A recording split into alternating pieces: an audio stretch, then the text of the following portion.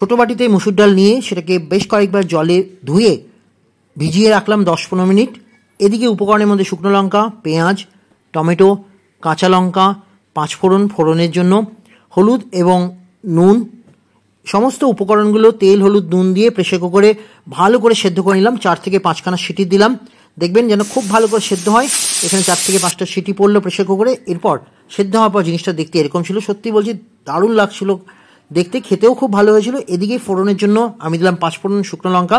এবার কেটে রাখা পেঁয়াজগুলো ভালো করে এর মধ্যে দিয়ে ফ্রাই করে নিলাম। এবার প্রেসার কুকারে যে সেদ্ধ ডালটা ছিল সেটা এর মধ্যে দিয়ে দিলাম। এই দেখুন, সেদ্ধ ডাল দেওয়ার পর 10 থেকে 15 মিনিট এটাকে ফোটার জন্য দিলাম। এখানে বলে রাখি, এই যে ফুটছে এইখানে চারপাশে যে ফ্যানাগুলো সেগুলোকে একটু তুলে রাখবেন। এবার নামাবার সময় অবশ্যই সামান্য নুন পরিমাণ মতো দিলাম এবং সাথে দিলাম কিন্তু একটু ঘি। জিনিসটা দেখতে এরকম ছিল। সত্যি বলছি খেতে খুব ভালো লেগেছে। আপনারাই করে দেখুন ঘরে বানানো